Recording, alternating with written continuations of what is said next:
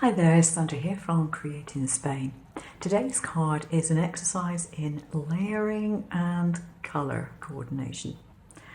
So I've made myself a stencil. Now I've cut this out of bookbinding plastic, which is a bit thicker than your normal stencil material, but it's cheap. I've got a lot of it, and it's perfectly good if you want to use your embossing machine to use the stencil as an embossing mat, and that is what I've done. I embossed this piece of card, and you may be able to see it on camera. I can't tell in this light, to be honest, whether you can see it too easily.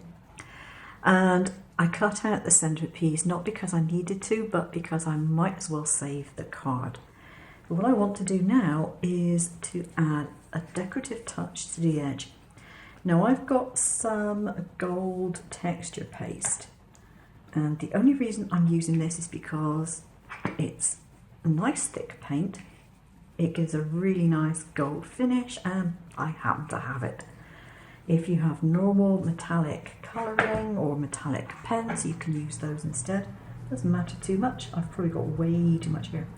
I'm just going to work it into my blending tool here, because all I want to do is to put it on the edge, and I don't want to really overdo it. Just want a bit of colour on that edge to define it. I've stuck that panel onto my card base, and I also put a little gold around this piece as well. Now, you can take a decision at this point whether you want to centre your piece here or whether you want to offset it somewhere. Now I'm going to choose to put it in the centre, but I'm not going to do it just yet. I've got other things to do, but just bear that in mind if you are putting a hole in the centre of your embossed piece. I put a size hole in here that I knew would not be a problem, and if it wasn't centred up, it didn't make too much difference.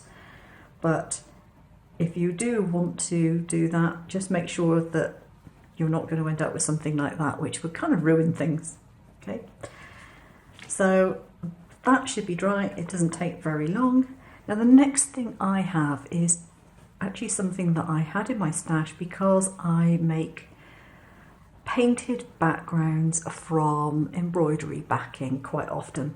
I just, splatter paint on, use an airbrush or whatever, and just generally enjoy messing around with it, and I end up with multicoloured backgrounds, and this one just happened to be the right colour scheme for this card.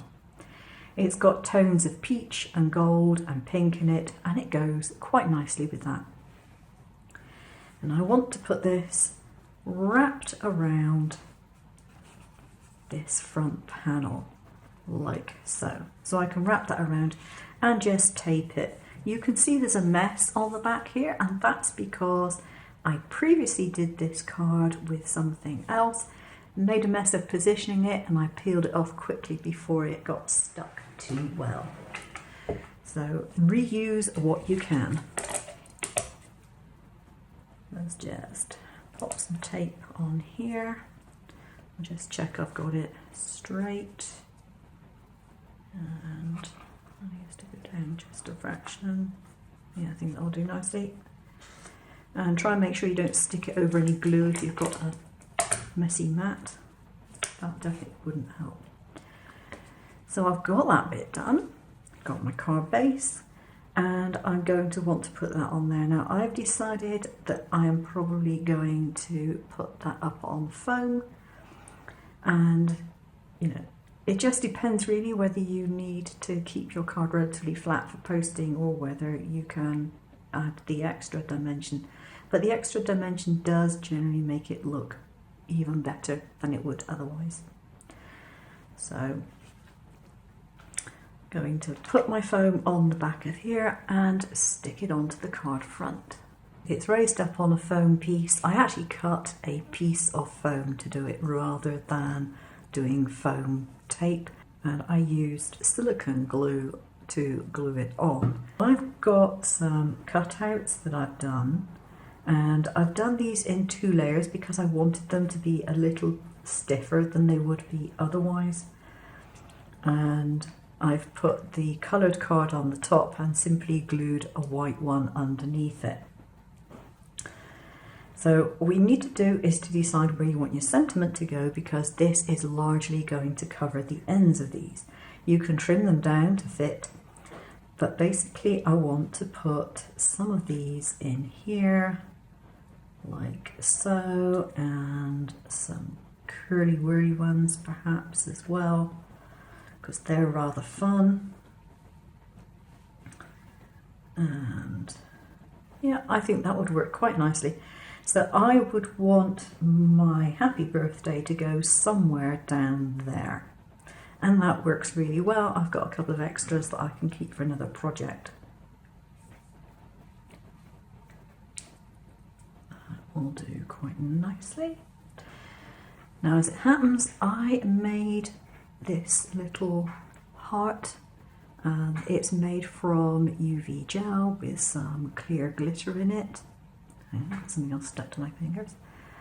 And it just happens to be an orangey base, and I think that would look quite nice down there, so I'm going to put it there.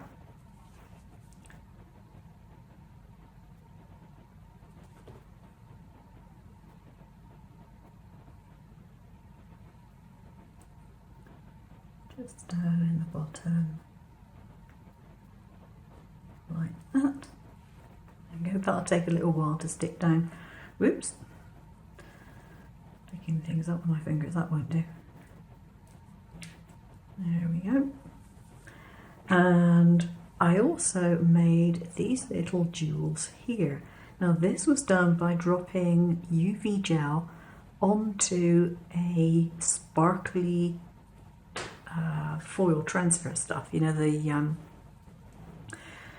like the deco art foils and things like that, and I just put that over some foil and picked it off, and I've got some nice little colour coordinated gems. They were in my stash because I've been having fun making them, so I just thought, aha, they're the right colour.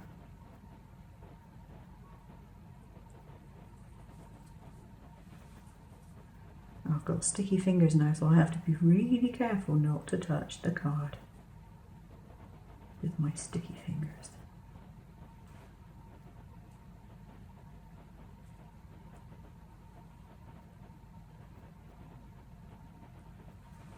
There we go. And I'm just going to use my wrist to press those down, since my wrist doesn't have any glue on it. It does now, but it didn't at the time. And my sentiment is going to be propped up with some foam tape.